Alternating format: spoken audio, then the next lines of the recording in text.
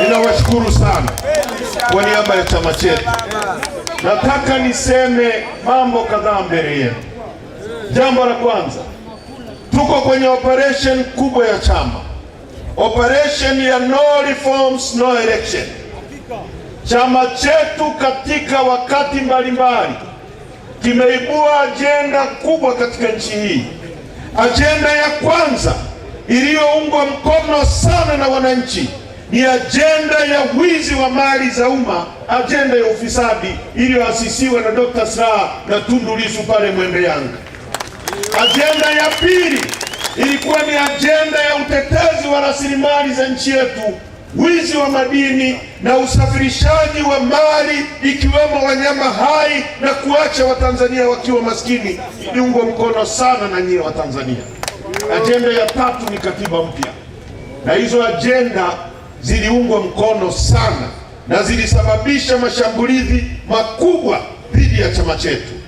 Ajenda ya nne ambayo imeungwa mkono na taifa nzima ni ajenda ya Watanzania kutaka uchaguzi huru utakaowapa viongozi wanaotokana na kura zao, ajenda ya no reform no election.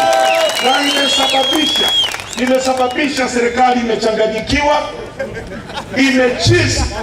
Serikali inatumia kila aina ya mbinu kujaribu kuiua Chadema. Mnisikilize, kuna mashambulizi mengi yamefanywa. Shambulio la kwanza ilikuwa ni kutumia watu tuliokuwa nao kuandika barua kwa msajili kwa maagizo ya msajili mwenyewe kwamba wapinge uchaguzi wa ndani ya chama chetu, uchaguzi ambao ulikuwa most transparent election, uchaguzi wa wazi uliorushwa na TV zote, kila Mtanzania akaushuhudia na taifa zima halikulala, ikiwemo rais hawakulala wakiangalia uchaguzi wa chama chetu ulivyokuwa wa wazi, huru na haki. Kila mtu aliona ule uchaguzi ulivyokuwa huru, haki. Wakaandika hiyo barua mwezi wa 3, wakaipeleka kwa msajili. Lakini vile vile wakatumia viongozi tuliokuwa nao kutoka Zanzibar. Aliyekuwa makamu mwenyekiti wa chama chetu kwa miaka 15 kutoka Zanzibar akaandika kesi ambayo aliifungua akishirikiana na msajili msaidizi Sisti Nyahoza, kwa kufungua kesi kwamba Zanzibar inadhulumiwa na sisi wa bara na chama kutoka bara. Basi tukasema kama kuna dhuluma, si maombi angekuwa sasa ni hizo mali zigawanywe kwa haki. Lakini badala ya kuomba maombi hizo mali zigawanywe kwa haki, akaomba maombi kwamba chama kizuiliwe kufanya kazi zake zote za kisiasa. Kwamba wewe unadai mali haigawanywi kwa haki, lakini unataka watu wa Ngarenaro wasikae kikao cha chama kujadili masuala ya chama, watu wa Tarime wasikae kikao cha chama kujadili masuala ya chama. Hiyo inawaambieni nini? Kwamba mtu aliyekuwa madarakani kwa miaka 15, yeye ndio alikuwa madarakani, ametoka juzi, hakuwahi kuona Zanzibar inadhulumiwa akiwa madarakani. Ametoka tu ndio akakumbuka kwamba Zanzibar inadhulumiwa na bara. Hiyo ni vita ya pili. Vita ya tatu ikawa ni kumkamata mwenyekiti wetu tukiwa Mbinga, wakamfungulia kesi ya uhaini ya uongo. Mtu aliyepigwa risasi 16, Mungu akamuokoa, amesimama akiwa na risasi mwilini mwake. Kesi ya uhaini, watu wa Arusha, hukumu yake ni kunyongwa mpaka kufa ukikutwa guilty. Wanajaribu wamuue. Wakategemea chama kitapara rais, kitarudi ndani, kitaenda kulia free Lissu, free Lissu. Tulipokutana kwenye kikao nilichokiongoza, tukasema akipigwa mmoja wetu risasi, tuliobaki tunasonga mbele ili tudai haki ya. Tukaanzisha na tukaendelea na operation aliyokuwa ameianzisha Tundu Lissu. Tulipoenda kanda ya Ziwa, Mapokeo yamekuwa makubwa kuliko walivyotegemea. Wakajaribu na kuanzisha chama kikaragosi. Hizi zote ni mbinu za kujaribu kuishambulia Chadema, lakini nyie wa Tanzania mmekataa kuona Chadema inakufa mbele ya macho yenu, mnaendelea kuiunga mkono. Sasa jana mmemsikia msajili amesema kwamba anaifutia Chadema ruzuku, anatishia kukifuta chama hiki kinyume cha utaratibu wa sheria. Tukijaribu kueleza mambo yote, hata hiyo barua yenyewe ya huyo aliyelalamika, mwanzo aliandika kama anamwandikia msajili rufaa. Sisi tukamjibu msajili kwamba wewe sio mamlaka ya rufaa ndani ya chama chetu. Chama chetu kina vyombo vyake vya kufanya rufaa kama mtu ana malalamiko. Kwa hiyo kama mtu amekuja kwako, mwambie arudi ndani ya chama, ashughulikiwe ndani ya chama. Msajili akamwambia toa hiyo barua, andika barua kama malalamiko. Kwa hiyo barua yenyewe imeandikwa na msajili, yeye ndio mshtaki, yeye ndio mlalamikaji, alafu yeye ndio jaji anayetaka kutoa hukumu dhidi ya chama chetu.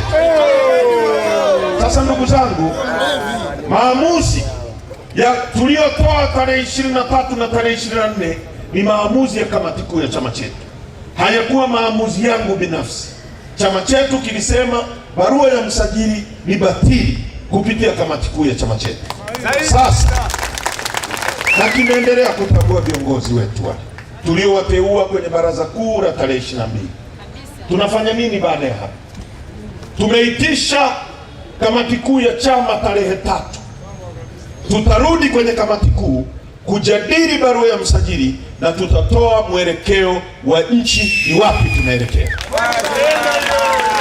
Nataka nitumie nafasi hii kumwambia Rais Samia, kwa sababu najua ndio yuko nyuma ya hili jambo, kujaribu kuishambulia Chadema na ajenda yake.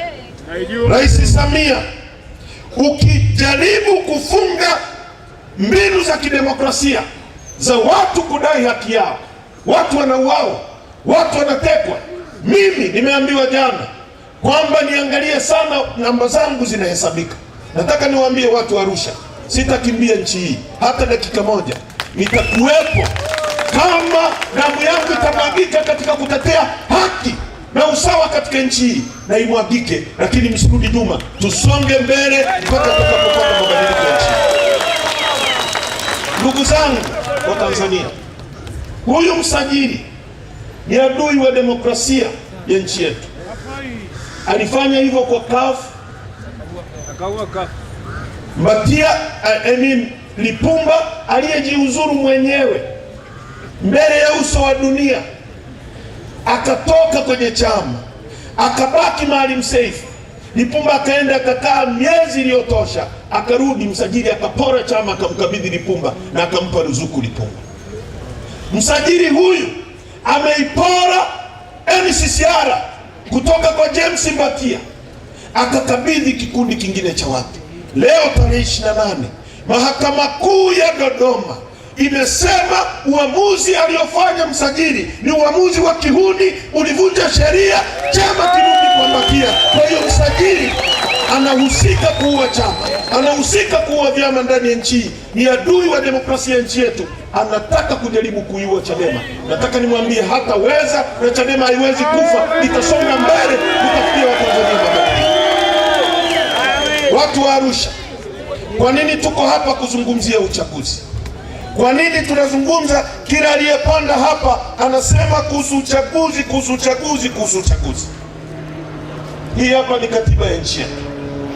Ibara ya 8 inasema hivi: Jamhuri ya Muungano wa Tanzania ni nchi inayofuata misingi ya demokrasia na haki jamii, na kwa hiyo wananchi ndio msingi wa mamlaka yote, na serikali itapata madaraka na mamlaka yake yote kutoka kwa wananchi. B, lengo kuu la serikali itakuwa ni ustawi wa wananchi. C, serikali itawajibika kwa wananchi. Sasa tunaposema Wananchi ndio msingi wa mamlaka na madaraka yote. Maana yake ni kwamba badala ya wewe, mimi, mtu wa Tarime na mwingine kwenda bungeni tukajiwakilishe, hakuna ukumbi wa kutosha kutubeba. Tunateua mtu mmoja kwa niaba yetu aende bungeni. Kwa sababu wote hatuwezi kuwa marais, tunateua mtu mmoja awe rais, asimamie rasilimali zetu kwa niaba yetu. Ndio maana ya katiba kusema hivi.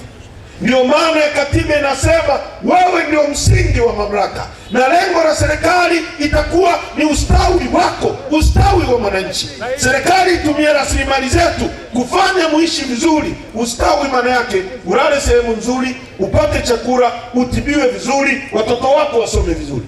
Leo tunazungumza Arusha, miaka 63 baada ya uhuru wa nchi yetu, kwenye nchi ambayo imejaliwa rasilimali za kila aina. Ukianzia ukanda wa pwani Dar es Salaam, unakutana na bandari ambayo ina kilomita 1600 kutoka Mtwara mpaka Tanga, na nautical maili 200 kuingia ndani. Tuna misitu. Mbuga ya Seru ni mbuga kubwa kuliko zote dunia nzima, iko ukanda wa pwani. Ukienda Lindi na Mtwara, unakuta mpaka kule Ruangwa, unakuta dhahabu, unakuta kopa zinazotumika kutengeneza nyaya za umeme. Kopa inatoka Tanzania. Huo ni ukanda wa pwani, na mambo mengine mengi tunayoweza kuzungumza mpaka kesho asubuhi. Ukija ukanda wa kaskazini, unakutana na mlima mrefu kuliko yote Afrika, wa pili duniani. Unakutana na madini ya Tanzanite ambayo hayapatikani kwingine kokote duniani isipokuwa Tanzania. Ukienda ukanda wa ziwa, na hapo ukanda wenu pia, unakutana na mbuga ambayo iko kwenye maajabu 7 ya dunia, Ngorongoro. Hizo ni rasilimali ambazo Mwenyezi Mungu ametuwekea hapo. Ukienda ukanda wa ziwa, ukianzia kule kwetu Tarime, unakutana na dhahabu. Nenda Geita ni dhahabu, nenda Kahama ni dhahabu, nenda Nzega ni dhahabu. Kila kona ya nchi hii ni dhahabu. Tanzania ni nchi ya 3 kwa kuwa na dhahabu nyingi kwenye dunia hii. Na leo nilipokuwa naangalia bei ya dhahabu, kwa gramu moja ya dhahabu ni shilingi 290,000. Nikisema gramu ni ule wembe ukiuchukua ukauvunja hivi, kale kamoja kale ndio shilingi 290,000. Nchi ya 3 kwa kuwa na dhahabu. Ukiwa kwenye ukanda wa ziwa, unakutana na ziwa lenye upana kuliko yote Afrika nzima, la pili duniani, ziwa Victoria. Ukiwa kule Kagera, unaenda sehemu inaitwa Kabanga, unakutana na madini yanaitwa nickel na cobalt, madini yanayotumika kutengeneza injini za ndege na yatumika kutengeneza betri za simu, yanatoka Tanzania. Haya ndio madini ambayo leo yanaenda kutengeneza magari ambayo dunia inabadilika kutoka kwenye magari yanayotumia mafuta inakwenda kwenye magari yanayotumia umeme. Hayo madini yanatoka Tanzania, Kabanga, Kagera, madini ya nickel na cobalt. Ukienda ukanda wa kati, ukizungumza kuhusu Singida, unakutana na madini ya uranium yanayotumika kutengeneza mabomu ya nyuklia, na Singida kunatoka pia mabomu ya nyuklia na umeme wa nyuklia, nguvu za nyuklia. Madini hayo yako hapo. Ukienda kule Nyasa, ukianzia ziwa Ngozi, tuna geothermal chini inayoweza kutumika kutengeneza umeme wa kulisha Afrika nzima, umeme wa joto ardhi. Unaenda Chunya, unakutana na dhahabu. Ukienda Njombe, unakutana na mlima wa chuma ambacho tunaweza kutumia miaka 100 kwenye mlima unaitwa Liganga. Mungu maeneo mengine aliweka chuma chini ya ardhi, unaenda kuchimba. Sisi alituwekea mlima na akatupa makaa ya mawe ya kuyeyushia hicho chuma na mchanga wa kusafishia hicho chuma akauweka pale Iringa. Kwa hiyo tunaweza kuchuma chetu, nondo za kujengea, kila kitu tukatoa Tanzania kwa miaka 100 bila kununua chuma kutoka nje. Tumepewa kila kitu cha kutufanya tuwe matajiri. Kwa nini watu wetu ni maskini? Miaka 63 katikati ya utajiri. Wimbo wa Bob Marley tuliokuwa tunamsikia naimba hapo One Love, kwenye wimbo wake wa Love Trace, anasema in abundance of water a fool is thirsty. Katikati ya wingi wa maji mjinga anakuwa na kiu. Katikati ya utajiri wa Tanzania tumekuwa maskini kwa sababu tunaongozwa na watu wasiokuwa na uwezo, wanafanya maisha yetu ya magumu. Na watu tunaojaribu kusema kwamba rasilimali zetu zitumike kwa ajili ya watu wetu, wanatuwinda, wanatuua. Unakuwaje na nchi ambayo mtu anapoandika kwenye mtandao wa Twitter adhabu yake inakuwa ni kuuawa? Hiyo ni nchi ya aina gani? Kazi namba moja ya rais kama amiri jeshi mkuu ni kulinda uhai wa watu wa nchi yake. Watu wameuawa, wanatekwa. Leo kila kona ya nchi watu wanalia, rais yuko kimya. Mbunge wa Chama cha Mapinduzi, mjumbe wa NEC wa Chama cha Mapinduzi anatoka anasema watu 83 wametekwa. Badala ya wabunge wenzake kumunga mkono, wanamshambulia. Chama cha CCM kinamshambulia mtu anayekemea mauaji. Maana yake ni nini? Kwamba UVCCM wanakingia kifua wauaji, wanakingia kifua watekaji. Inakuwaje? Chama likianzisha Mwalimu Nyerere kuleta ukombozi wa nchi, kuleta ukombozi wa Afrika, leo kimegeuka kuwa genge la watekaji, kinakingia wauaji kifua, kinazuia sauti za Watanzania wanaokemea mauaji. Ndugu zangu, watu wa Arusha, dunia hii hakuna kitu cha thamani kuliko uhai wa mtu. Unaweza kuwa maskini leo ukazaa mtoto ndiye akavumbua dawa ya kansa akaokoa dunia nzima. Ndege unayoiona ni fikra za mtu mmoja. Spika tunazotumia ni thinking ya mtu mmoja. Kamera tunazotumia, kila kitu duniani kimevumbuliwa na mtu mmoja. Unajuaje kama Mdude Nyagali angezaa mtoto ndio avumbue dawa ya ukimwi iokoe dunia nzima hii? Anapouawa mtu, anapopotezwa mtu. Ndio maana Israeli mtu mmoja wa kwao akitekwa, nchi inasimama kwenda kumfuata, kwa sababu mtu thamani yake hailinganishwi na kitu chochote. Inawezekanaje? Tunaishi kama kuku, haujui kesho yako, katika nchi ambayo tunaambiwa tuna rais. Hotuba ya mambo ya ndani ya nchi bungeni inageuka kuwa hotuba ya kuzungumza kuhusu rais, kwamba wabunge wanamlinda rais asisemwe. Polisi wetu hawa askari, sisi hatuna ugomvi nao, hasa hao wadogo. Tuna ugomvi kwa sababu wanatumika, lakini personal kama chama hatuna ugomvi nao, kwa sababu polisi ni a noble profession, ni kazi takatifu. Kwenye dunia nyingine wanawaita man in uniform. Akiingia kwenye gari akakuta siti moja, wewe unamsimama unampisha yeye akae, kwa sababu risasi ikipigwa hapa, wakati sisi tunakimbia hivi kuokoa maisha yetu, yeye atakimbia kufuata risasi ili atulinde sisi. Wamekula kiapo cha kutulinda. Leo Wizara ya Mambo ya Ndani badala ya kujadili kuhusu pensheni ya askari, badala ya kujadili kuhusu mshahara wa askari, mbunge wa viti maalum, badala ya kujadili kuhusu maisha ya askari, analipa mshahara milioni 18 mbunge. Askari analipa shilingi 400,000 ambayo posho ya mbunge kwa siku ni shilingi 600,000. Wanakwenda kujadili kuhusu mama na tukana. Hawa watu ambao wana bima ya kutibiwa mpaka Ulaya, badala wajadili hata askari akipigwa risasi akiwa anatulinda aweze kutibiwa warau hata kani, wanajadili kuhusu mama ametukana. Wizara ya Mambo ya Ndani, hotuba inageuka kuwa mama, badala ya kujadili maslahi ya askari, badala ya kujadili pensheni ya askari. Mimi nilikuwa bungeni, nimefanya kazi miaka 5 bungeni. Mimi na Neema, Dr. Slaa tumewahi kuwa bunge, Nika amewahi kuwa mbunge. Tumemaliza ubunge tukapewa milioni 272 kwa miaka 5.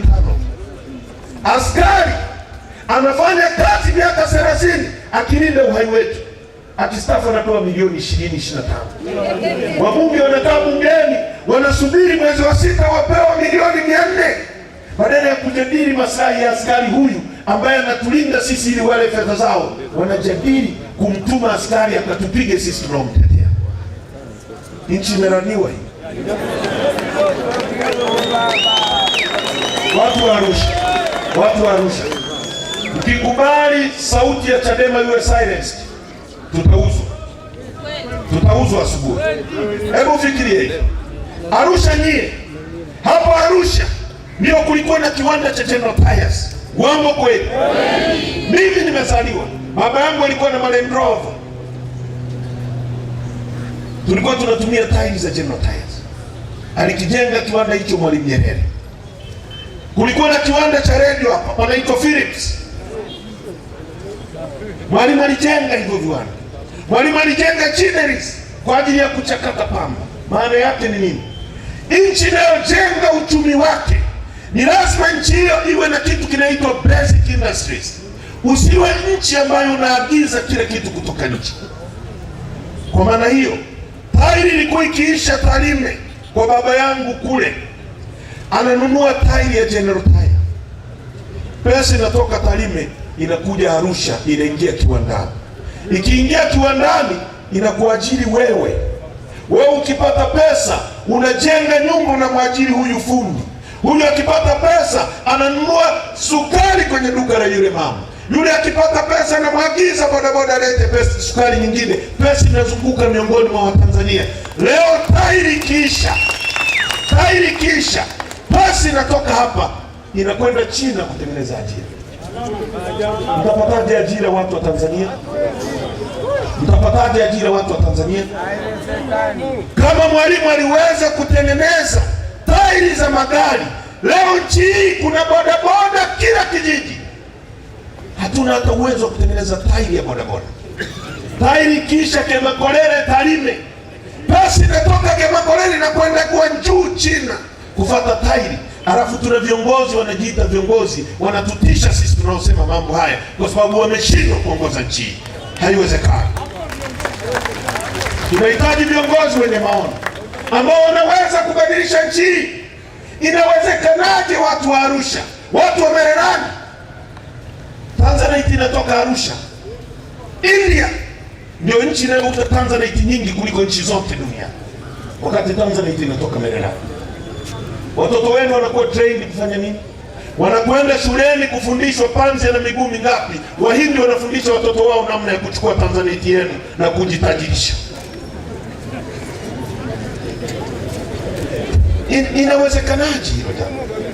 Kwamba nyie hamwezi kufanya lapidary, nyie hamwezi kufanya ukataji, nyie hamwezi kusafisha. Kwa nini? Kama tuna nchi ambayo mkaguzi na mdhibiti mkuu wa hesabu za serikali anasema serikali imefanya matumizi ya sio kuwa na tija, serikali ya Rais Samia kwa mwaka jana peke yake bilioni 571. Bilioni 571 matumizi yasiyokuwa na tija. Maana yake ni nini? Ametumia kitu kinaitwa tafsida kuficha ukali wa maneno. Kwa mfano, badala ya kusema naenda chooni unasema naenda msalani. Kwa hiyo badala ya mkaguzi na mdhibiti mkuu wa hesabu za serikali kusema serikali imefanya matumizi ya hovyo au ya kijinga, imesema wamefanya matumizi yasiyokuwa na tija, bilioni 571. Vijana wa Tanzania wako hapa hawana mitaji ya kuchimba Tanzanite, hawana ajira, hawana mitaji. Hiyo migodi inakabidhiwa kwa Wachina kwa sababu hawana mitaji. Fikiria hivi, serikali ingekuwa inawajali nyie, ikasema hii migodi tunawakabidhi nyie, hizi fedha zilizopotea undeni vikundi vya watu 100, alafu tuwape migodi kule kwenye dhahabu, wapewe vikundi vya watu 100, alafu mnapewa mtaji hata bilioni 2. Mnunue mashine, mnunue baruti, mnunue madawa ya kusafishia. Mkichimba, mkitoa ile Tanzanite au mkitoa dhahabu, mnauza nje, pesa inarudi kwenu. Wewe ukipata pesa utajenga, utajiri fundi wa hapa, utanunua kitanda kwa fundi seremala wa hapa, utanunua bodaboda mtu wa hapa ataendesha. Lakini leo pesa ikitoka hapa kwenye mgodi wetu inakwenda China, wa China wanaenda kujenga nchi hapa. Mtatajirikaje? Mtatajirikaje? Tukiwa bungeni mwaka 2017 serikali ilipoanza kutaka kujenga SGR na Mwalimu Nyerere, mimi nilikuwa waziri kivuli wa nishati na madini. Nikamshauri rais, ingieni kwenye YouTube mwanzo. Nikamwambia Mheshimiwa Magufuli, kwa sababu tuna chuma ndani ya nchi, kabla ya kujenga bwawa la Mwalimu Nyerere litakalohitaji chuma, tujenge kwanza kiwanda chetu cha chuma. Kile kiwanda kilikuwa kinahitaji mtaji wa uwekezaji dola za Kimarekani bilioni 3, ambayo ni trilioni 7.8. Tujenge kiwanda chetu cha chuma kwanza, tuzalishe chuma ndani ya nchi yetu. Kile kiwanda kilikuwa kinaenda kuajiri vijana wa Kitanzania 60,000. Hao ni direct employed 60,000. Mind you, tangu uhuru mpaka sasa serikali ya CCM imeajiri walimu wote, maaskari wote, ajira zote ni 520,000. Yaani ni chini ya 1% ya Watanzania ambao ni milioni 63. Sasa kiwanda hicho tu kilikuwa kinaenda kuajiri watu 60,000 ambao ni 10% ya ajira zilizoko leo. Hata 11%. Hao ni direct employed. Hatujazungumzia subcontractors ambao wange service magari, wangewalisha makaratasi, wangewalisha chakula. Hatujazungumzia wangewapelekea magari ya kule. Hatujazungumzia direct employed watu 60,000 pale Ludewa kwa dola za Kimarekani bilioni 3, trilioni 7.8. Alafu unakaa na wale Arab contractors wanaokujengea bwao, unawaambia sikilizeni, nijengeni bwao. Shilingi ngapi? Trilioni 5. Sawa, hizi hapa. Lakini chuma chote utanunua Tanzania kwa sababu tuna chuma chetu. Kwa hiyo unawapa Arab contractors fedha kwa mkono huu, unazirudisha kwa mkono wa kushoto ndani ya nchi yako. Ili serikali iwe na wigo zaidi wa makusanya. They never listen. Hawakutusikiliza. Leo kwa mwaka jana peke yake tumeagiza chuma kutoka nje ya nchi cha dola za Kimarekani bilioni 1.2, trilioni 3 mwaka mmoja. Mwaka juzi trilioni 3, mwaka ule mwingine trilioni 4. Kwa miaka mitatu tumeagiza chuma cha trilioni 10. Wakati tungejenga kiwanda chetu cha trilioni 7.8 tuchimbe miaka 100. Tuwauzie wa Kenya, tushushe bei ya chuma, nondo ziwe bei rahisi hapa. Hawakutusikiliza. Mtajengaje ajira katika mazingira haya? Mwalimu Nyerere alianzisha mashamba hapa Bosotu ya ngano ili alishe kiwanda cha ngano hapa cha bia cha Arusha. Uongo kweli? Leo mashamba yote yameuawa. Tunaagiza ngano kutoka nje ya nchi. Actually tumeagiza ngano kutoka mpaka Saudi Arabia jangwani. Wa Saudi Arabia wamechukua mchanga, udongo kutoka Zimbabwe, wamepeleka kwenye nchi yao, wanachukua maji baharini, wanafanya kitu kinaitwa desalination, wanaondoa chumvi, wanatulimia ngano na tuuzia sisi. Ukraine wako vitani, tunaagiza ngano kutoka Ukraine. Mwaka jana tumeagiza ngano ya bilioni 560. Vijana wa Arusha hamna kazi. Mnachohitaji mpewe matrekta, mpewe harvester, mpewe soko la uhakika, mpewe mashamba, muingie na matrekta yenu mlime, mpate fedha, mjenge nyumba, muendeshe magari, muishi vizuri. Lakini serikali yenu inaona kuliko iwape huo mtaji mfanye hiyo kazi, bora iagize ngano kutoka nje ya nchi. Serikali gani hii ambayo leo inachukua bandari ya Watanzania wanakabidhi kwa Waarabu? Dubai mwaka 61 Dubai ilikuwa jangwa. Dubai ni jangwa, walikuwa na watu 70,000. Leo Arusha wapiga kura peke yao mko 600,000. Nyie ni wengi mara 6 mara 7 kuliko ilivyokuwa Dubai mwaka 61. Dubai sisi tunapata uhuru tuko milionari, wako 60,000 wanatembea jangwani wanaokota tende. Wamevumbua pipa la kwanza la mafuta mwaka 69. Mwaka 63 sisi tuna chuo kikuu, nchi imesimama. Leo tunachukua bandari ya Dar es Salaam, tunawakabidhi Waarabu, wako milioni 3, sisi tuko milioni 63, kwamba sisi hatuwezi kuendesha, sisi ni mandondocha, tunawapa Waarabu milioni 3. Uwanja wa ndege wa Kia ameujenga Mwalimu Nyerere. Kila mtalii akitua analipa dola 55, akiwa anaondoka analipa dola 55, dola 110, shilingi 300 kwa kichwa kimoja, kutua na kuondoka. Unapitisha watalii milioni 1.5. Hiyo nayo hatuwezi kukusanya, tumewakabidhi Waarabu wa Dubai. Nchi inauzwa, nchi inachezewa kushoto na kulia. Watu wetu ni maskini, wanataka tunyamaze, msijue haya yanayoendelea. Sisi tunakataa kunyamaza. Nyie mnasemaje Arusha? Nyie mnasemaje? Nyie mnasemaje? Chama chetu kimekataa kunyamaza. Hii ndio vita inayosababisha wajaribu kutua. Hii ndio vita wanayosababisha watuweke ndani. Hii ndio vita wanayotaka kuweka chama hiki gerezani kwenye kifungo. Tumesema hatuendi kwenye uchaguzi bila reforms. Huyu mama amesema anakubalika. Sisi tunataka uchaguzi huru. Hatuwezi kwenda kwenye mechi ya Simba na Yanga ambayo refari ni Haji Manara. Hiyo mechi haiwezekani. Au Simba inacheza na Yanga alafu mshika kibendera au Ahmed Ali, magoli yote ya offside ya Simba atasema ni magoli kwa sababu atakuwa anapendelea timu yake.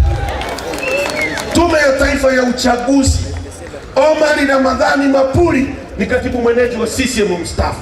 Tunaendaje kwenye uchaguzi huu? Sisi Chadema tumekataa. Ni Arusha mnasema. Ni Arusha mnasema. Ni Arusha mnasema. Hiyo ndio vita wanaotupiganishia. Hatujaiba mali ya mtu, tunataka haki. Rais Samia, umesema unakubalika. Tunataka uchaguzi ipigwe dakika 90. Lissu asimame hapa na wewe usimame hapa, igongwe 90 ya haki. Asubuhi saa 12 tukupeleke kwenu Kizimkazi ukapumzike, utuachie nchi yetu tuipeleke mbele.